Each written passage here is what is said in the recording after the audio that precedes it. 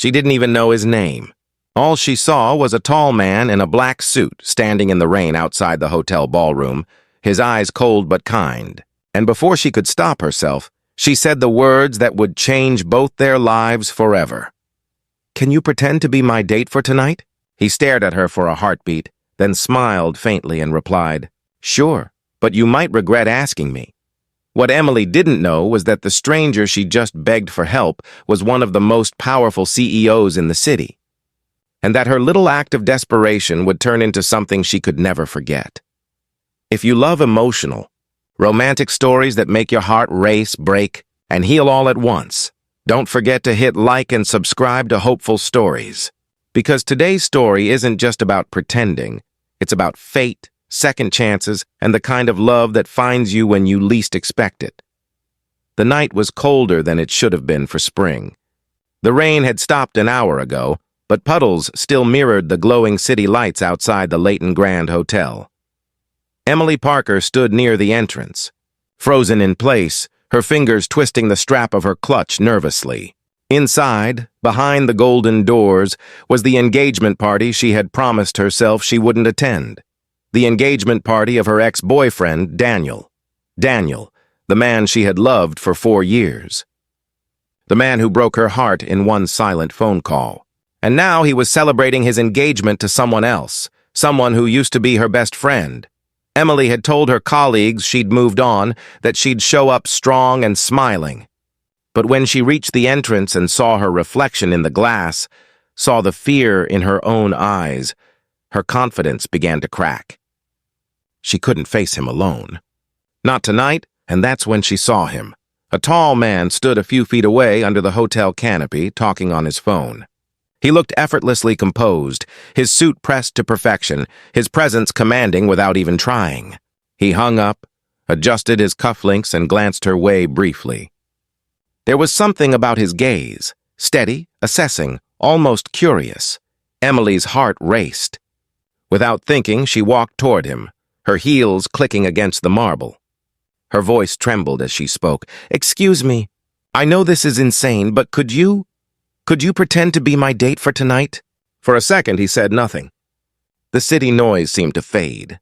Then, with a small, amused smile, he asked, "You want me to pretend to be your date?" Emily nodded quickly, desperate. "Just for tonight.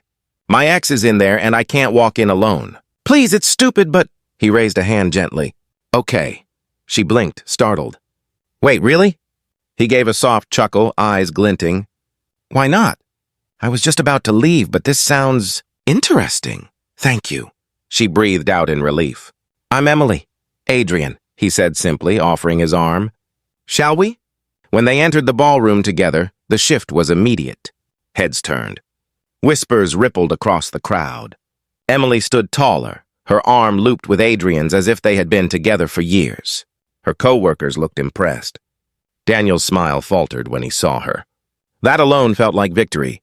Adrian played his role effortlessly.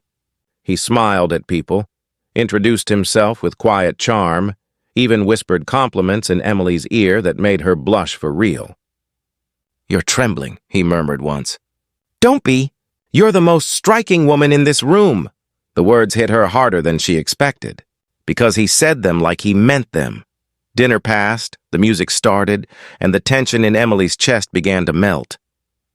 She had come here to prove a point, to show Daniel she was fine, but somewhere between the laughter and Adrian's steady presence, she realized she actually was fine.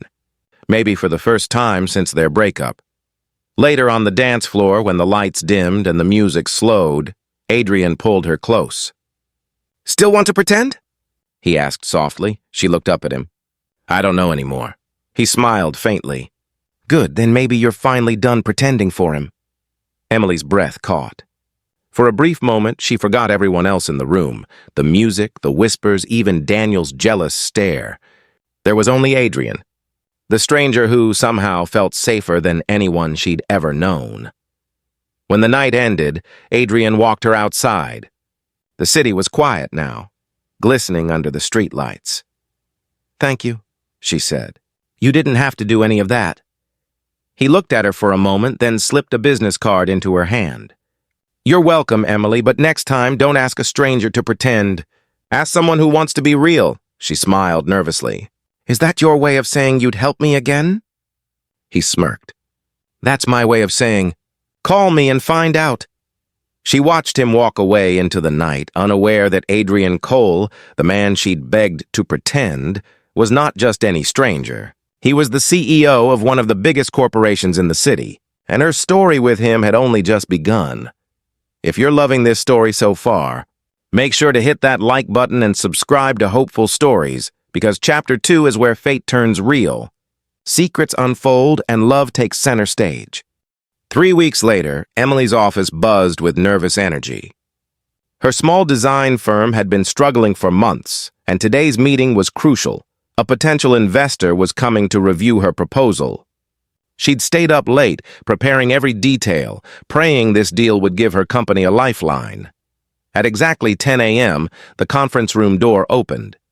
Emily stood, ready to greet the investor, only for her heart to nearly stop. It was Adrian. He was dressed impeccably again, his expression unreadable but faintly amused. "Good morning, Miss Parker," he said formally. "I believe you requested a meeting with Cole Enterprises." Her mouth fell open. You're the CEO? "Guilty," he said lightly, taking a seat. "Surprised?" "More like humiliated," she stammered. "I can't believe I begged my investor to be my fake date." Adrian chuckled softly. "Relax, Emily, you were charming. And that night was unforgettable." Over the next hour, they discussed her proposal, though Emily could barely focus.